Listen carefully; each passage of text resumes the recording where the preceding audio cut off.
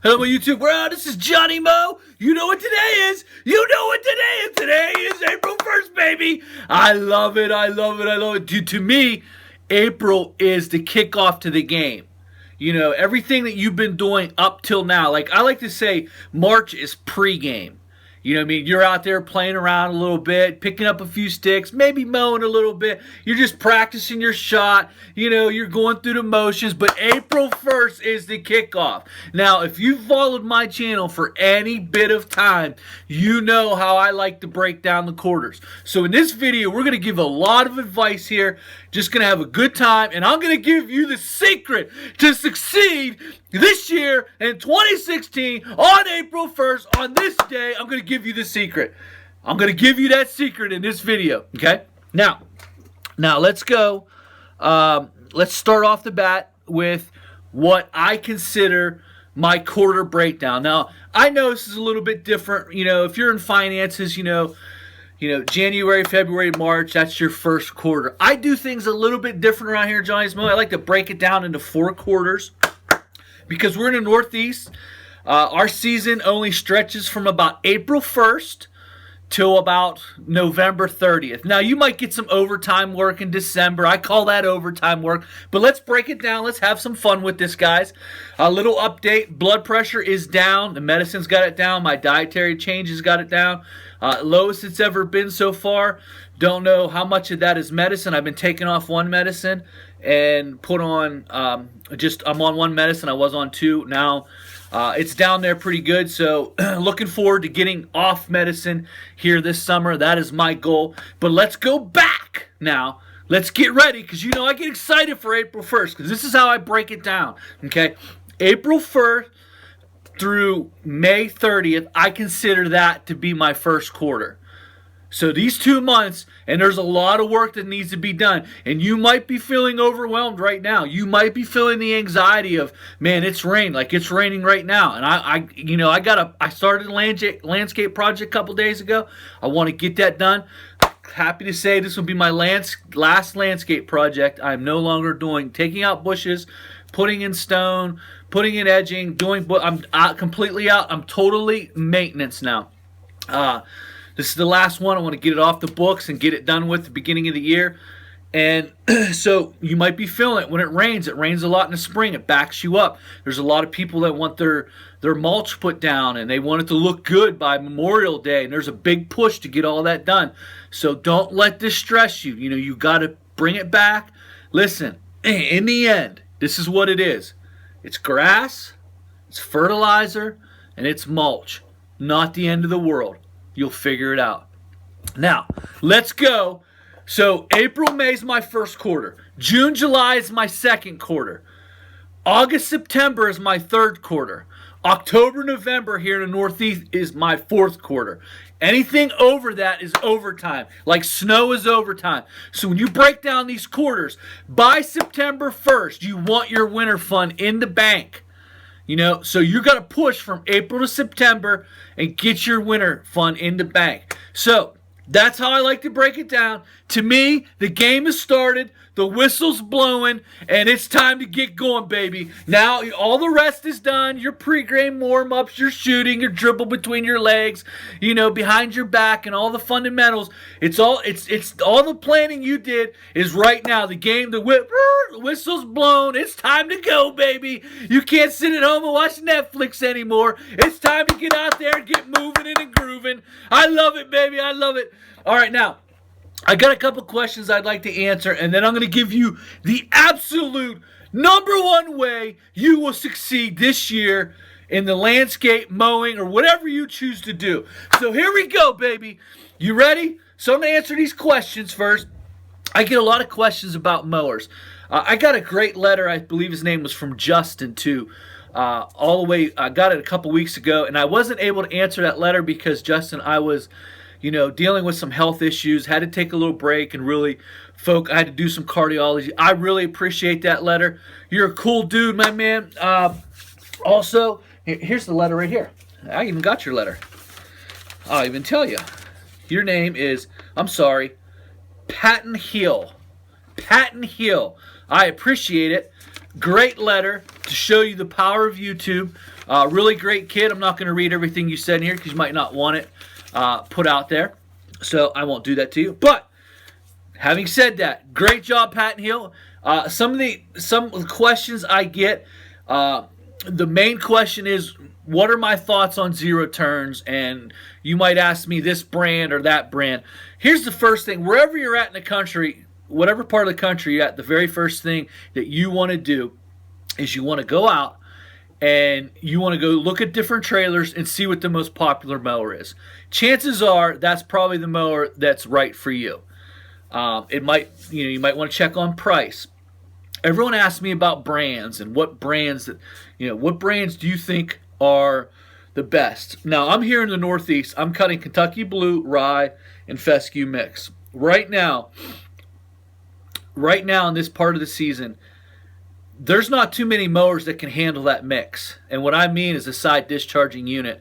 And it's very particular up here in the Northeast. I believe it's the hardest grass to cut in the country this time of year and in the fall, because this stuff will grow 8 inches in 1 week, and you're trying to cut it at 3.5 and 4 inches. It's fertilized. It's nasty.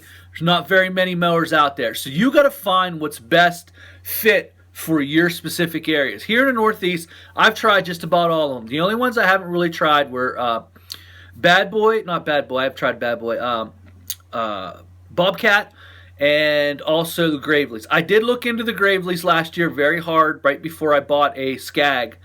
I looked pretty hard at the Gravely's. I felt that they were just too much money to take a chance on. So I did not take a chance on them. They're not popular around here. I don't see them at all. The Skag did not work out for me, and I'll tell you why. Because I cut very high fertilized grass. And what happens, it's so thick, and it's got so much moisture in it, all the Skag did was blow clumps in the fertilized lawns, and it wouldn't clean them up, because what would happen, the deck opening was so wide that when you pick the deck up a half inch to go over it again, it just couldn't pick everything up. It didn't have enough suction underneath the deck because it's so wide open. It doesn't have a lot of lifting and throwing action. In fact, it would only throw it a pass and a half. So what would happen is when you got into really thick stuff, it just clump, and then it couldn't clean the clumps up. So actually, the dealer was awesome. He took that mower back. In some parts of the country, I bet you the Skag is, the absolute best mower. Now, if you're going to go with a Skag, I do suggest the Skag Cheetah. Very comfortable ride, very fast, and if it works well in your part of the country or you don't have a lot of fertilized grass, that's where you want to go. Fertilized grass and a Skag just doesn't seem to go together here in the Northeast, especially in the springtime. The springtime, it grows 8 inches a week. Boom, you're cutting off 8 inches. They're or 4.5, 5 inches, and it's thick. I mean, this grass is this high. You're trying to cut it down to this high. It's very thick grass, and it just doesn't work very well. I personally like Toro and Ferris. Those are my two top brands, but it's whatever's in your area to match that grass type. And I've said this story 100 times. Exmark came out with a deck back in the day called the Triton deck. Down south, they said that thing was a machine. Up here in the Northeast, it could not cut the grass. It stunk. It was so bad they discontinued the deck. And I think Hustler, the XR1, has had some troubles here in the Northeast, and they've had to do some remanaging. Now in the summertime, when the grass is more manageable, or if you're cutting lawns that is not fertilized, thick with nitrogen, obviously those mowers are absolutely good. But you have to get the right mower to match the right area.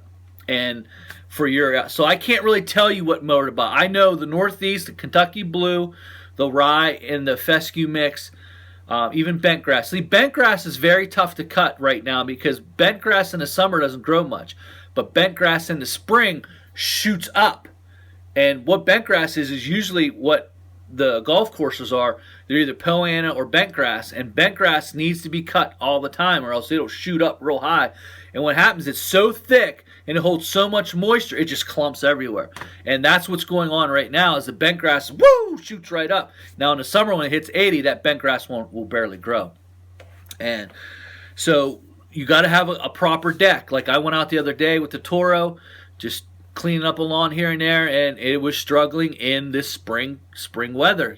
Grass was high from fertilized, and I went to go cut it, and it just shot out clumps. So all mowers will shoot out clumps.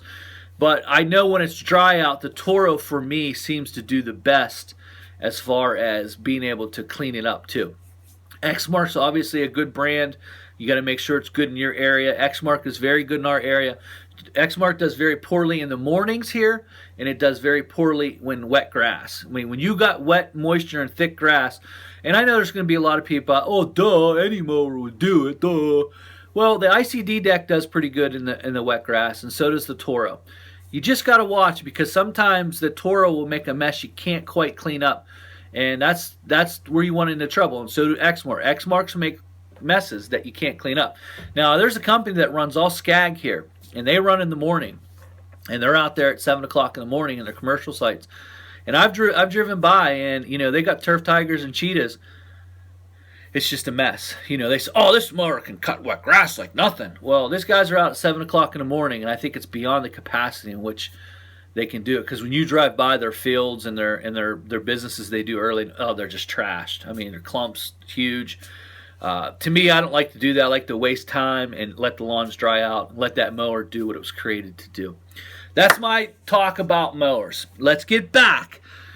Today's the first day, the first quarter. Again, I want to thank Justin. Patton Hill. I don't know why I got an email from Justin that I need to attend to. Again, let me tell you guys, if you're going to email me and you email me through YouTube, you're not going to get a response. And I'm going to tell you why. Because it won't let me reply back. I got to go on the computer to reply, and I'm never on a computer, always on my phone.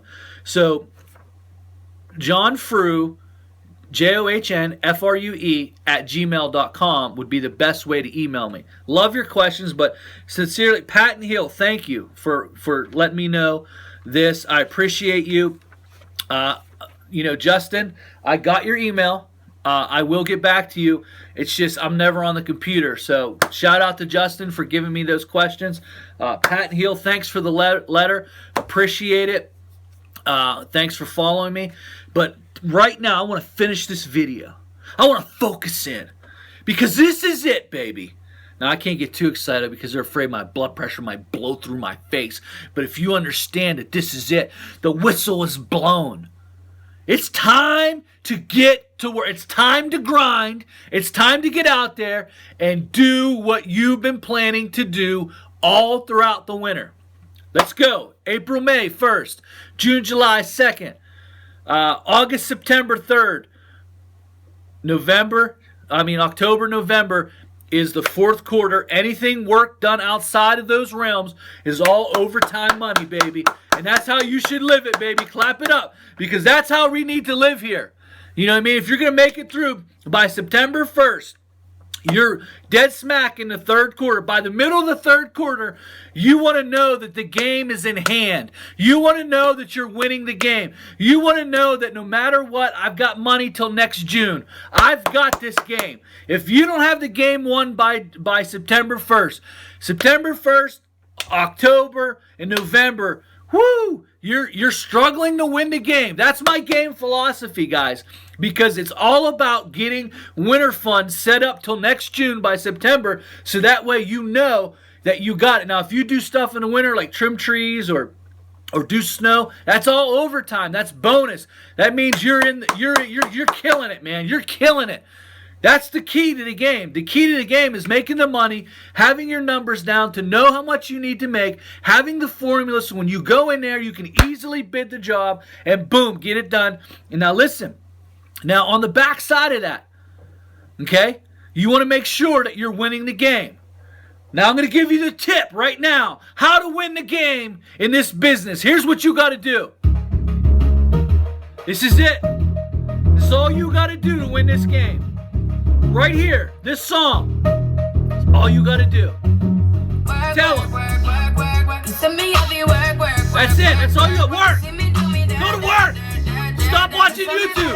Get out there. Let's go. Let's go to work. Work, work, work, work. And then when you're done with that, work, work, work, work. When you're done with that, work, work, work, work.